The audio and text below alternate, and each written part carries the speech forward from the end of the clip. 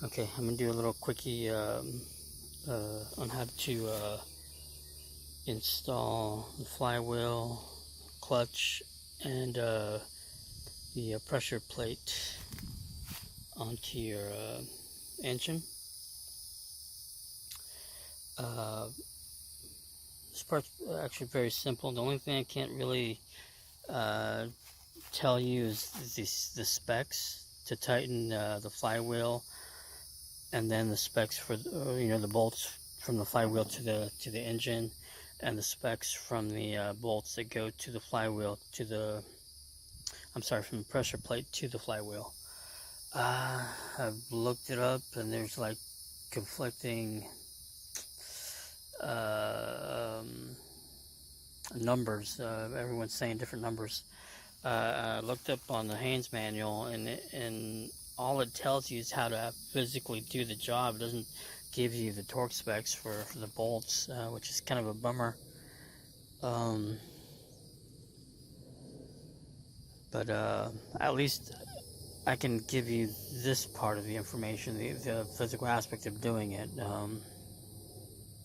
If you look at the flywheel, it has a set number of bolt holes, including this one that I purposely put a arrow on. I marked it with an arrow.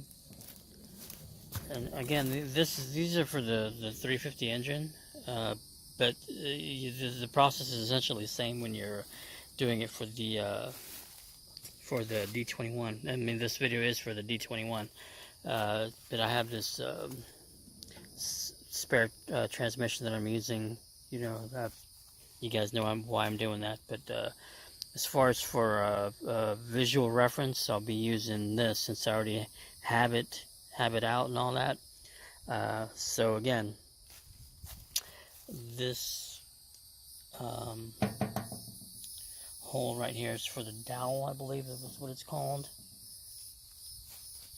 which would be right here. And the easiest way for you to, if you're doing this yourself, take photos of everything that you're doing before you take anything off. Take a photo of it.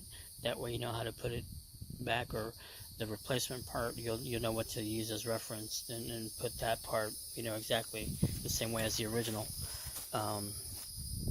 So again, I marked this for the dowel, but I also made another marking over here.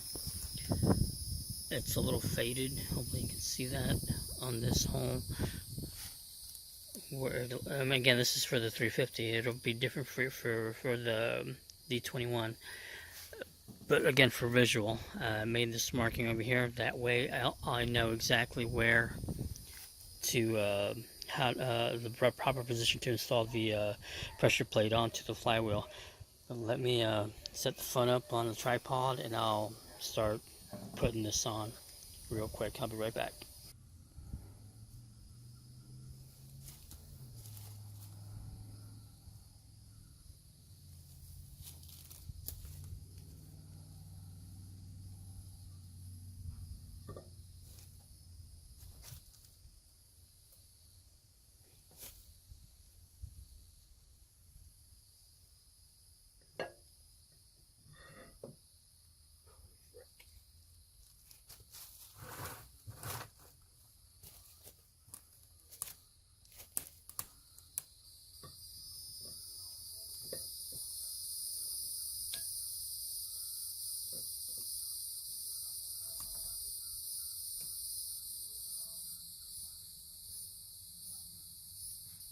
And all these bolts,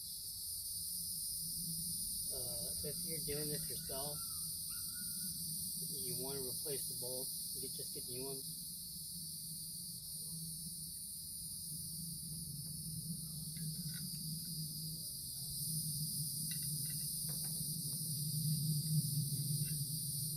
So the flywheel to engine, that's 6 bolts.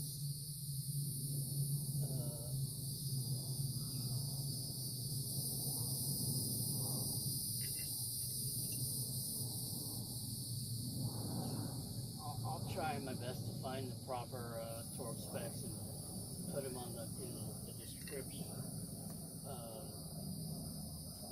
putting these on, when you're torquing them down, torque them down to a lower number than what the actual specs are, you know, and then work your way up. But do these the way you would your lug nuts on your tire. Go, you know, across. You don't really want to go in a circle. You want to go like 1, 2, 3, 4, 5, 6, and follow the same process until you get them down to the proper torque. Because you want this to be even and flat, and you don't want it to be wobbly. Okay. And hopefully you guys can see this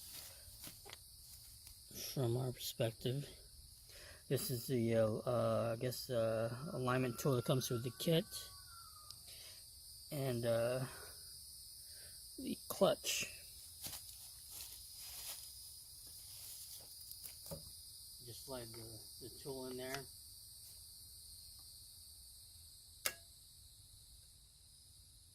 And that pretty much keeps your clutch centered.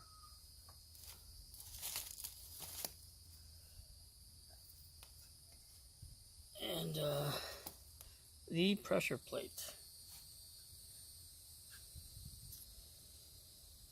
And I made a line on this as well. Let me look for it.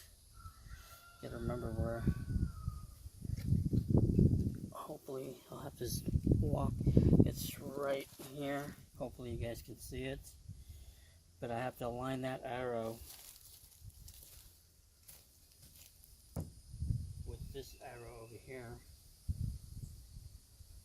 Hopefully I can hold this in place.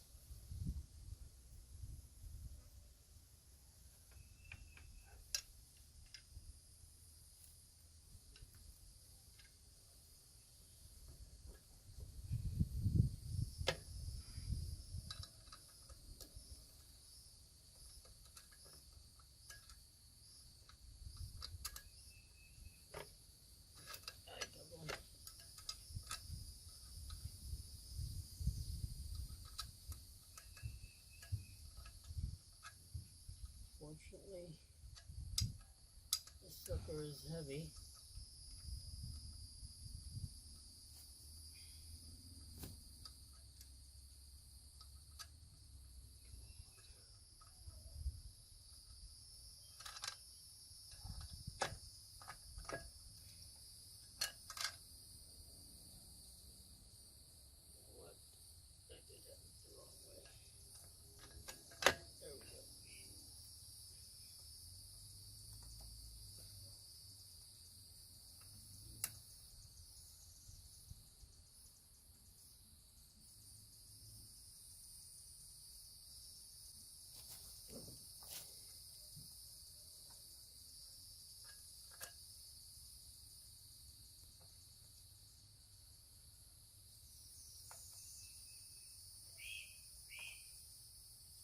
If you get a couple of them on there, it does make it easier.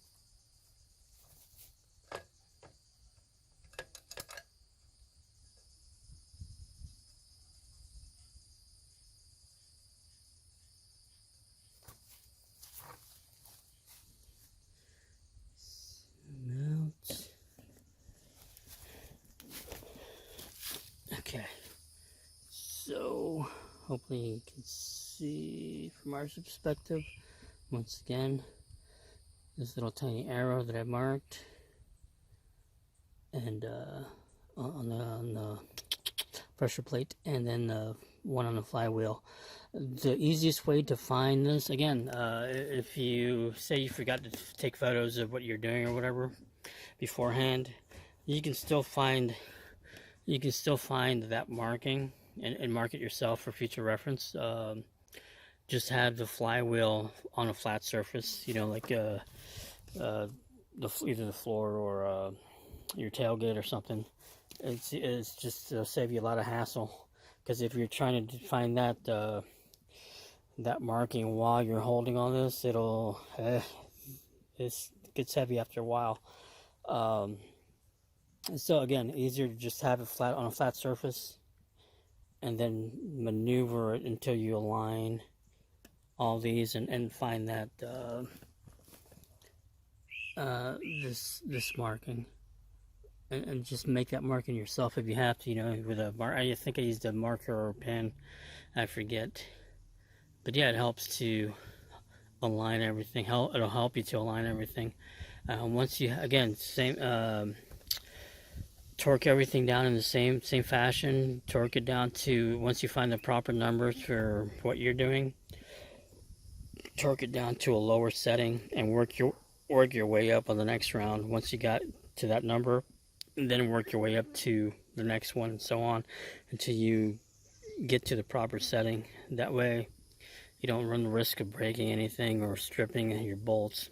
But again, if you're doing this yourself, just buy new bolts as well. That's what I did. I have all new bolts.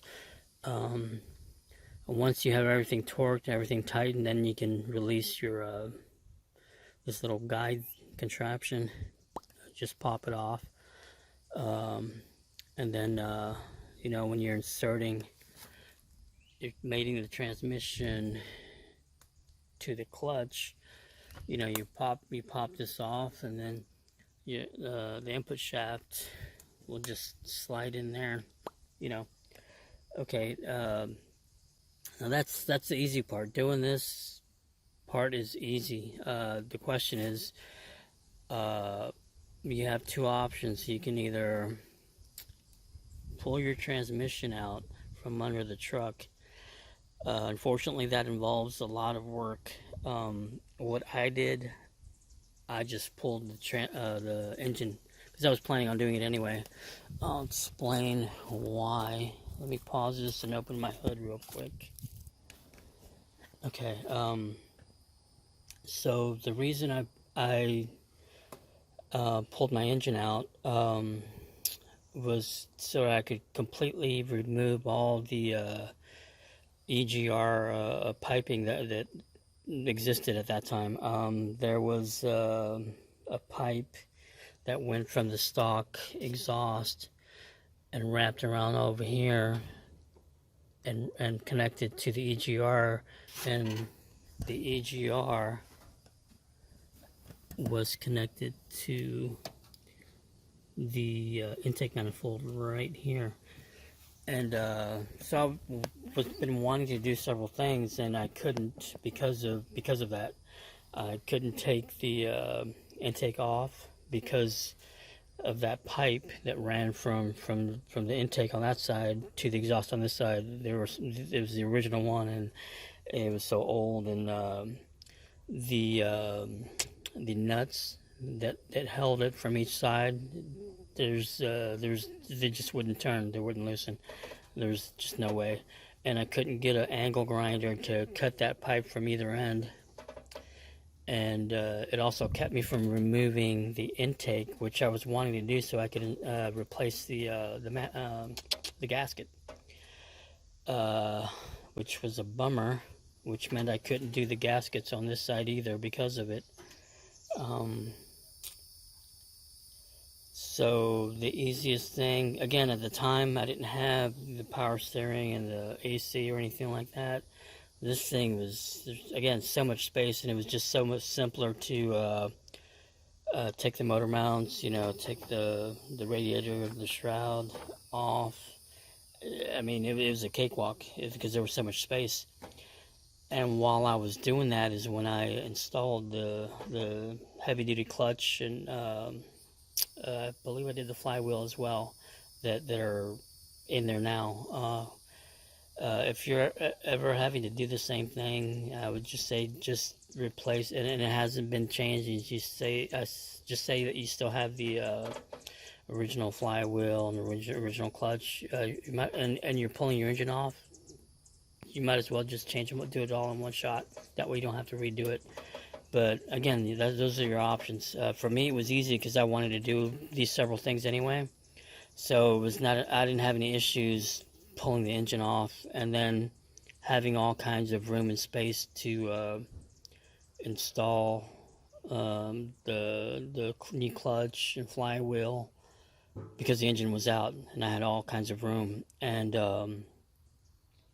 but again, if you have all this other stuff, it does involve taking all this out. But that's your one option. Again, the other option would be to unbolt all the bolts that you have to unbolt from that hold the transmission in place. It does involve quite a bit of work, but you also have to, if you're going that route of taking the transmission off from the bottom, you have to remove your stick shift. If you're doing this, don't forget your safety glasses, because these clips are spring loaded, and you don't want anything flying at your eyes or your face anyway. But hopefully you can see this. There's this ring up top, and then underneath there's this other smaller ring that has two spots for this little wrench gadget type deal that applies tension to that. But let's get the top ring off first. Since I'm using one hand, you normally want to use there's two flatheads, spots for your flatheads, and you apply pressure, and you can see that, and lift. Let's see if I can do this and keep this in frame. Apply a little bit of pressure. Holy frick.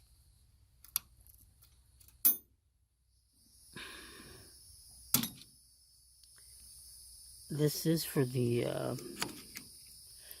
this particular transmission is the hopefully you can see that, the 4x4, but it should be the same process. Let's see if I can get that from this end. So you get that clip out, that first clip. And let me move this to this side so I have room to do it from this side. Use this little tool, clip on either end, squeeze a little, apply pressure.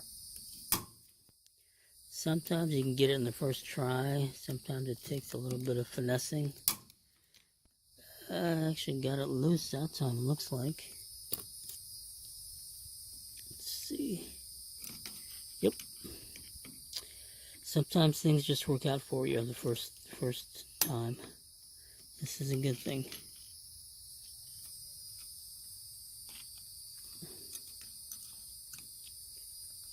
Set that in there. And she just slides out. You see that groove? Right. Let's see if I can point at it with my finger and keep. Hopefully, it's so much glare. See that groove on this side? Same groove on this side. They slide into that groove, in that groove. But yeah, that's what you would have to do to get that out. I think this is probably the second time I've done this, but never on on a 4x4 transmission, but still same process. Yeah, that's about it for that. Again, the easy part is getting the clutch and the flywheel and the pressure plate, getting all that. That's the easy part. It's deciding whether you want to drop the transmission or pull out your engine and do it from there. You also have to unbolt all the bolts that hold the tranny to your engine, but they're all accessible. They're all easy to get to. Two of them hold your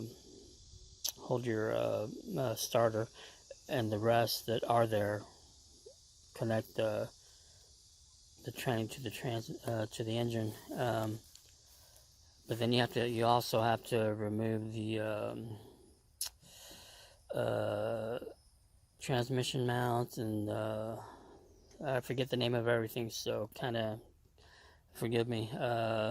Is there a cross member for this? I believe. I could be wrong. I forget the name, but you also have to remove the drive shaft. So it involves a lot of work, and it depends on how much you're willing to do. And then you'll have to have your truck jacked up from the bottom, lifted up. That way you have the space to do everything we did here outside. You have to do all that from down below, and it can be difficult because this stuff, it's not light, but it's not heavy either. It's enough that it'll give you a workout. Again, for me, it was easy to just do it outside because I was going to remove the engine anyway and do all this other stuff to it. So it was just easier. And again, it was the base model at the time. Didn't have to do. There was very little to take apart. But again, hopefully, this was mostly just about how to do this part, how to do the clutch and all that. Again, I'll try my best to get the torque specs and write them down on the description. But again, I got like different numbers. I'll try to find the correct ones. But hopefully, and as far as that goes, while you're got everything apart, as far as this end goes, the only thing I would recommend doing, there's a specific type of grease. You can kind of see a little bit of it. I know there's a bit of a glare, but still on the shaft. You want to add a new, clean that out, add a new batch of it, and then add some as well here, which is where this arm or fork connects to. So you wouldn't want to add a dab to this elbow here, and really that's about it. You should be good. But again, this is mostly about that. Everything else is just other extra stuff and hopefully more options. But hopefully that makes sense, and I'll see you.